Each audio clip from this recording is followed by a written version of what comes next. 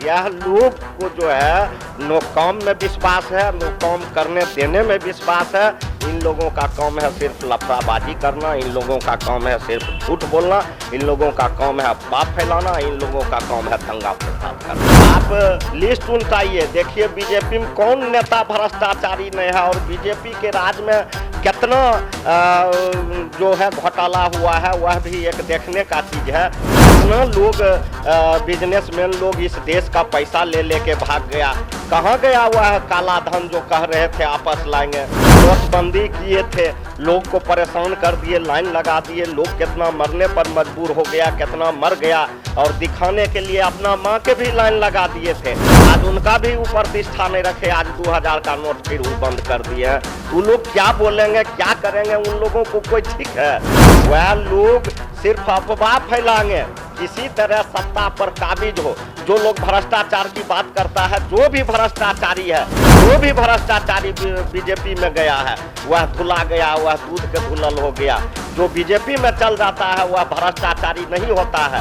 पटना में पूरे दिन विपक्षी एकता की बैठक चल रही थी, 16 दल इस बैठक में शामिल हुआ। इसको लेकर लगातार भाजपा सवाल खड़ा कर रही है। डीएनए पे अब सवाल खड़ा किया जा रहा है भाजपा नेता, और वर्तमान में बिहार विधानसभा के नेता प्रतिपक्ष विजय कुमार सिन्हा ने राहुल गांधी के डीएनए पर सवाल खड़ा कर दिया है। राहुल गांधी के डीएनए पर सवाल खड़ा करते हुए यह साफ कह दिया है विजय सिन्हा ने कि जिसका डीएनए भारतीय नहीं हो उसको भारत की जनता कैसे पसंद करेगी। तमाम मुद्दों पर चर्चा करेंगे। हमारे साथ बात करने के लिए राजद विधायक रामवृक्ष सदा हैं। रामवृक्ष सदा जी, क्या हो रहा है? ये विपक्षी एकता की एक तरफ बैठक हो रही है, दूसरी तरफ बीजेपी वाले कह रहे हैं कि जिसका डीएनए भारतीय ही नहीं है उसको भारत की जनता क्यों पसंद करेगी। सबसे पहले तो मैं आपको धन्यवाद देता हूं। और आपने देखा कि इस बिहार के धरती पर जो भी विपक्षी नेता हमारे आए महागठबंधन की ओर से, तमाम लोगों के बिहार के इस ऐतिहासिक धरती पर उनको अभिनंदन और स्वागत हम लोगों के तरफ से किया गया और स्वागत है भी। आपने देखा कि हम लोगों के नेता ने बोले कि यह महागठबंधन का जो बैठक हो रहा है यह दिलों का मिलन हो रहा है। पोस्टर भी लगा था, दल का मिलन तो है ही, साथ ही साथ दिल का भी मिलन हो रहा है। और बिहार के नेता विरोधी दल विजय कुमार सिन्हा जी का जो यह बयान आया है कि राहुल गांधी का एनडीए ही ठीक नहीं है, वो डीएनए ही ठीक नहीं है, तो वही इस देश में जो है से कैसे अपना राजनीति करेंगे। तो हम विजय कुमार सिन्हा को बता देना चाहते हैं कि आपने राहुल गांधी का भाषण सुना। राहुल गांधी जी ने कहा है कि मेरा डीएनए बिहार का है। अब बुझिए, बिहार जो इतना बड़ा नेता हो, जो राहुल गांधी अपना डीएनए को जोड़ के बिहार से जोड़ता हो, तो यह कितनी बड़ी बात है, बिहार के लिए कितना बड़ा शान की बात है। यह लोग को जो है नो काम में विश्वास है, नो काम करने देने में विश्वास है। इन लोगों का काम है सिर्फ लफड़ाबाजी करना, इन लोगों का काम है सिर्फ झूठ बोलना, इन लोगों का काम है अफवाह फैलाना, इन लोगों का काम है दंगा फसाद करना। कहा यह जा रहा है कि भ्रष्टाचारियों का बैठक कल हो रहा था पटना बीजेपी की तरफ से। बीजेपी से बढ़कर कोई भ्रष्टाचारी है? आप लिस्ट उल्टाइए, देखिए बीजेपी में कौन नेता भ्रष्टाचारी नहीं है और बीजेपी के राज में कितना जो है घोटाला हुआ है वह भी एक देखने का चीज है। कितना लोग बिजनेसमैन लोग इस देश का पैसा ले लेके भाग गया, कहाँ गया वह काला धन जो कह रहे थे आपस लाएंगे।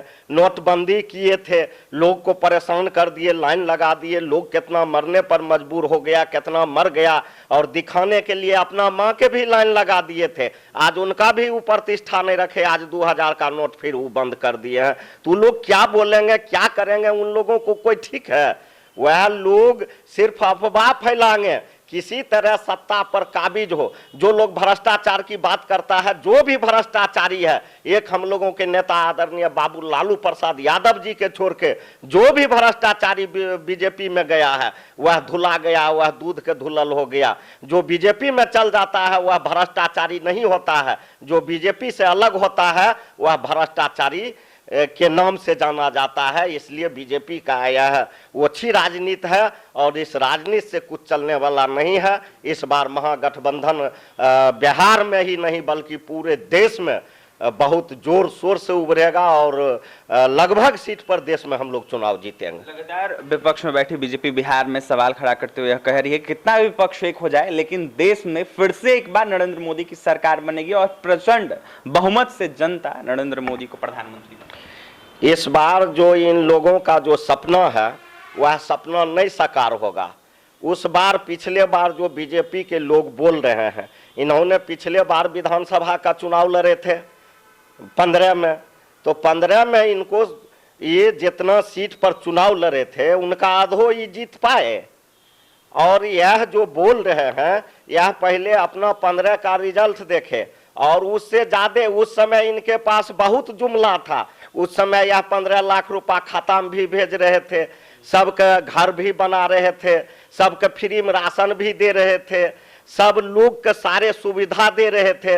उस जुमलाबाजी में जब यह बिहार में सही से नहीं टिक सका और महागठबंधन उभर के आया और फिर नीतीश कुमार के नेतृत्व में सरकार बना और हम लोगों के नेता बाबू तेजस्वी यादव जी उप मुख्यमंत्री बने, उस समय इनका दाल नहीं गलने वाला नहीं गला। जिस समय यह जुमला पर जुमला फेंक रहे थे, अब तो इनके जुमला को सारे लोग जान गए, अब इनका दाल क्या गलेगा?